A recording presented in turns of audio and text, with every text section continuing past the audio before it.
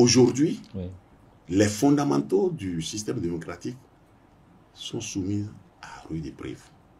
On ne peut pas s'exprimer facilement. On ne peut pas contribuer au débat politique sans qu'on ne vous perçoive comme quelqu'un qui empêche le gouvernement d'évoluer. À partir de ce moment-là, nous sommes en train de mettre en difficulté la contribution sereine et saine des uns et des autres. Mais sinon, on n'a pas l'espace pour y aller. Mais à un moment donné, on va se retrouver face au mur. Et on a intérêt à faire en sorte que le dialogue prenne le pas, surtout aujourd'hui, parce que de toutes les façons, comme je l'ai dit, si on a quelque chose qu'on peut dire qu'on a gagné dans ce gouvernement, c'est que bon, sur un certain nombre de principes de rigueur, on a fait des progrès. Lesquels? Un exemple? Non, c'est-à-dire que l'affirmation de l'autorité de l'État, tout ça là, même si parfois cette affirmation de l'autorité de l'État brime certaines choses, au moins aujourd'hui, bon, on sait qu'il y a l'État. C'est un progrès. On met un peu aussi de rigueur dans l'exécution des chantiers. Parce que bon, on voit un peu les normes qui sont appliquées, mais le coût qu'il y a derrière, non, on ne peut pas répondre de ça. Mais ce qui est sûr, quand on a fini de faire ça, 2026, on a fait une réforme majeure qui va nous amener vers les élections générales. Et tout le monde crie que le code électoral n'est pas bon. La liste électorale qui va être générée du fichier n'est pas rassurante. Or, on veut pacifier cette échéance-là. Moi, je crois qu'il n'y a aucune espèce de suffisance à penser que les autres, ce qu'ils disent là n'est pas fondé. Même si vous avez la conviction qu'ils sont dans l'erreur, permettez que cette erreur-là s'exprime pour que tout le monde constate qu'ils sont dans l'erreur. Parce qu'il y a des dispositions, véritablement, qui montrent que si nous ne faisons pas attention, on risque de perturber la quiétude.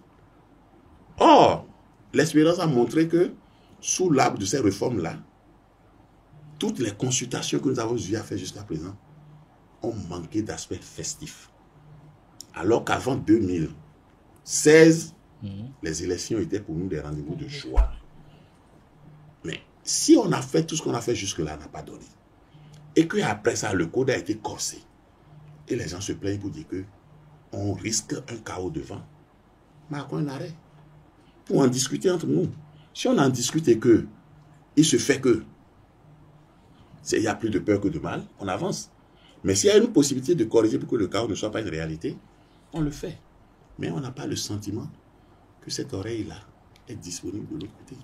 Non, mais, monsieur Yagé, avec le tableau que vous nous dressez, est-ce qu'il n'est pas opportun que le syndicalisme au Bénin s'actualise pour pouvoir répondre à la stratégie de gestion qui est en place sans heurts? Non, vous devez comprendre que nous avons une capacité de résilience qui nous permet de contrôler la situation.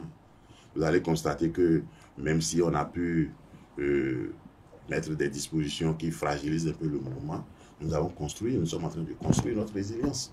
Et si vous allez aujourd'hui à la Bourse du Travail, et quand vous regardez de plus en plus, vous allez constater qu'il y a une vision syndicale qui est en train de prendre le pas, mais qui se construit petitement, mais sûrement, qui ne va pas se laisser broyer.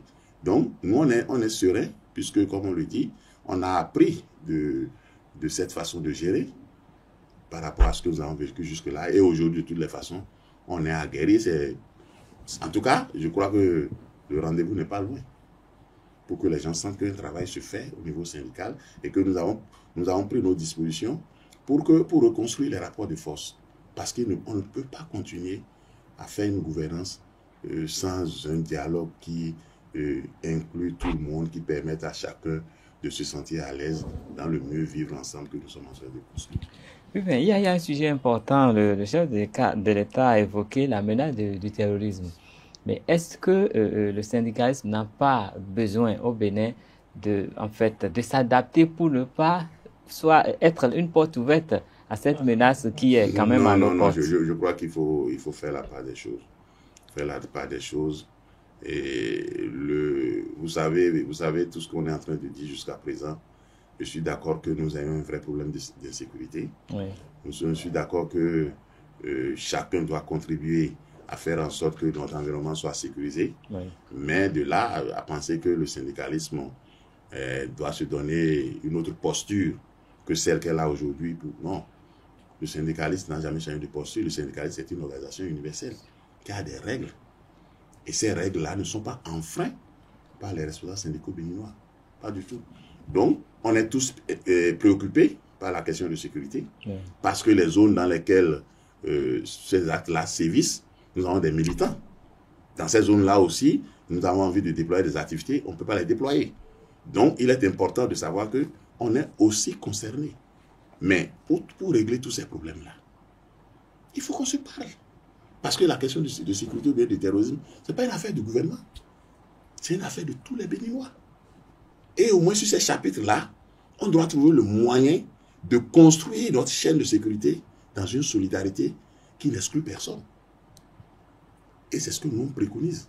Donc, monsieur le SG, si l'on vous comprend bien, vous préconisez un dialogue. Absolument. On ne peut même pas rompre le dialogue. Le dialogue même est le ciment de la démocratie.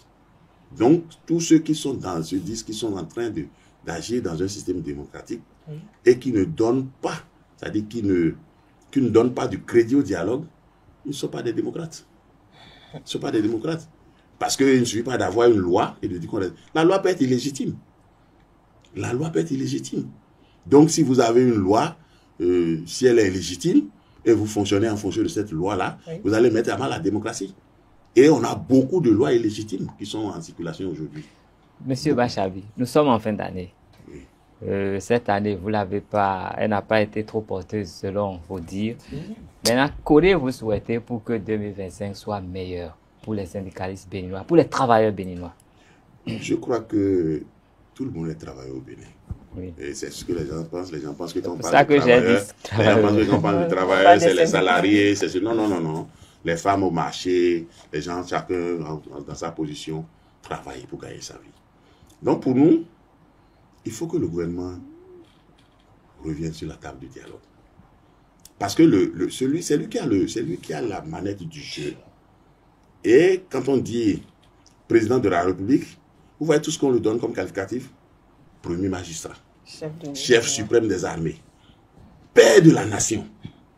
Est-ce que vous croyez qu'on est dans cette casquette-là en regardant les autres très bas?